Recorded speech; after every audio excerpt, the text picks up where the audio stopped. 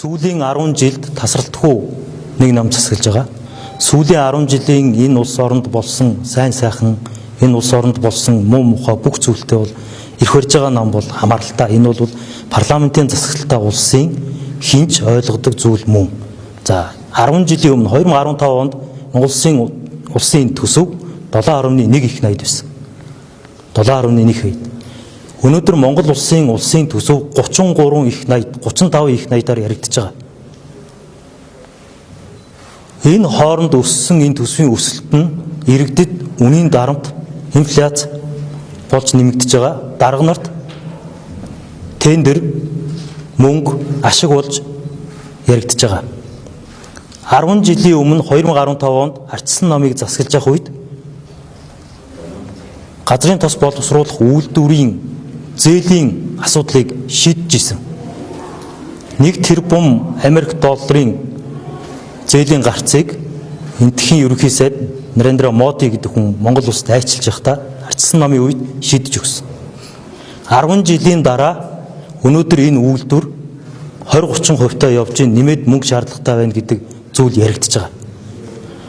2014 онд дэлхийн нийтийн өмнө анхны энэ үйл ойлголцол хоорондоо дайн тулаантай нөхцөл байдал үүсэх боломж бий болсон. Үүнээс хойш бодлогын шинжилгээ хийгээгүй. 2022 онд Орос болон Украины асуудал үүссэн. Энэ үеэс хойш яг энэ шатхууны асуудлаар бас бодлогын шинжилгээ хийсэнгүй. Ахиц дэвшил гарсангүй. 40 их найдын нүүрсний хулгай 2.3 тэрбумын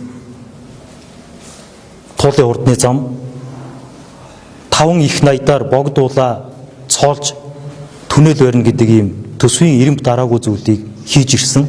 Өнөөдөр энэ зүйл иргэдийн нуруунд дээр ачаа болж үрж байна.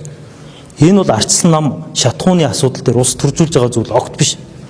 Энэ бол бодлогын хомсдлыг олон нийтэд хэлж байгаа зүйл. 2012-оос 16 оны үед түрүүн Батбаяр зөвлөх хэлж байна. Олон асуудлыг шийдвэрлээд явж исэн. Маш олон асуудлыг шийдвэрлээд явж исэн.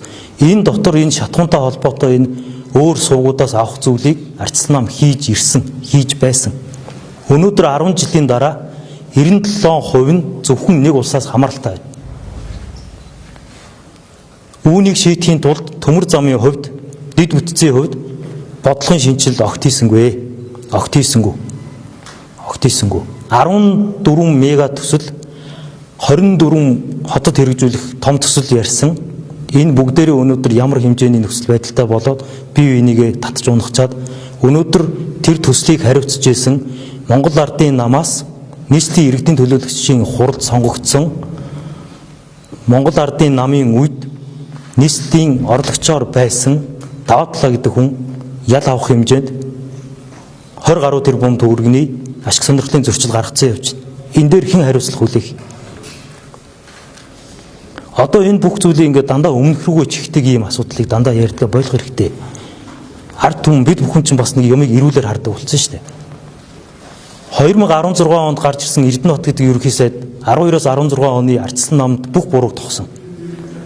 2017 онд Хүрсүх гэдэг ерөнхий сайд Мэе гомбын инх бол гэдэг хүнд бас бүх бурууг тогсон. Оюун Эрдэнэ гэдэг хүн 2021 оноос хойш засаглахдаа 4 жил Монгол Улсын хамгийн удаан энэ ерөнхий сайдын албан тушаалыг хассан ковидд бүх бурууг чихэж ирсэн. Гэтэл эсвэргээрээ ковид тэр хүнд бүх боломжийг олгосон. Төсвийн, томилгооны иргэдийн үгээ хэлэх, үзэл бодлоо илэрхийлэх эрх чөлөөг хүртэл хязгаарлаж тус болж ирсэн. Одоо ерөнхий сайд учрал гэдэг хүн ерөнхий сайд учрлын кабинет бүх бурууг уламжлал ёсороо өмнөх ерөнхий сайд Оюун Эрдэнэ гэдэг хүн лугаа чихэж байна. Бүгдээрээ нэг асуултын хариултыг бүгдээрээ бодож үзээрэй. 2024 онд Оюун Эрдэнэ ерөнхий сайдын үед засгийн газрын хэрэглэх газрын дарга буюу сайд нарын сайд байсан хүн хэн байсан бэ? 2025 онд Зандан Шатраг гэдэг хүнийг ерөнхий сайд байхад Монгол улсын төсөв санхүү эдийн засаг бүх бодлогыг барьдаг, баздаг, тодорхойлдог эдийн засаг хөгжлийн яамны сайд хэн байсан бэ? Энэ бол ганцхан өнөөдөр үүссэн зүйл биш. Энэ бол хамтын хариуцлага үүрэх ёстой зүйл мөн. За тэгээд манай бодлогын ерхий зөвлөлийн дарга болон манай зөвлөхийн танилцуулсан хүрээнд энэ нэг яаралтай богинуулан дунд урт хугацааны шийдлүүдээр гаргахыг одоо санал болгож байна. Хэрвээ гаргаж чадахгүй бол ардчилсан намаас асууж болно. Бид бүхэн улс орныхоо төлөө туслахад бэлэн байна. Тэр зүгтнээс өнөөдрийн энэ бодлогын танилцуулгыг хийж байгаа. За хоёрдугаарт 33 их найд болцсон энэ төсөв бол тэр чигтээ төрийн албанд байгаа дарга нарын мөнгө шүү. За эх оны төсөв орж ирэх гэж байгаа. Энэ төсвийн тодтолыг хийх гэж байгаа. Яг энэ цаг үед сөрөг хүчний зүгээс 20 сайттай энэ данхар засгийн газрын бүтцээ цөөлөх урайлга шаардлагыг өгөр хөргүүлж байна. За мөн дээрэс нь нийслэлийн засаг даргад яг энэ 15-наас хойш авч хэрэгжүүлж байгаа энэ олон улсын хуралтай холбоотойгоор энэ авч хэрэгжүүлж байгаа бензин шатгуудаа авч хэрэгжүүлж байгаа энэ иргэдийн хөл хөдөлгөөнийг хорьсон энэ зүйл дээрээ нийтийн тээвэр дээр тодорхой бодлого гаргаж яаралтай ажиллаулаач. Иргэд машинтаа гарч болохгүй байна. Бензин шатгуу авахд хүндрэлтэй байна.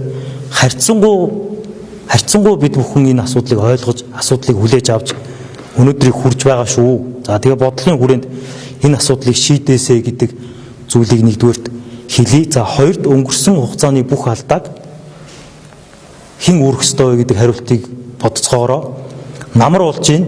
Бүх салбарт энэ шатгууны асуудал нөлөөлнө шүү. Аж үйлдвэр, хөнгөн үйлдвэр, хүнс, намрын ургац, хураалт, тээвэр, экспорт, гол экспорт болсон нүүрс, зис энэ асуудал дээр бүгдэнд нь нөлөөлнө. Энэ болгон дээр тодорхой шийдэл гаргах хэрэгтэй гэдэг зүйлийг ардчилсан намын зүгээс шаардж байна. За дээрэс нь төсөв дээр хэмнэлт хийхийг бас шаардж байна. Хэрвээ энэ асуудлыг шийдэж чадахгүй бол энэ өвөл бол жинкнээсээ хариуцлагагүй зууд нүүрлэнэ. Энэ зүйлийг дахиад жилийн дараа бид бүхэн эдийн засгаараа, кармандах төсвөөрөө, мөнгөөрөө, малчид маань малаараа энэ зуудыг хүлээж авна шүү.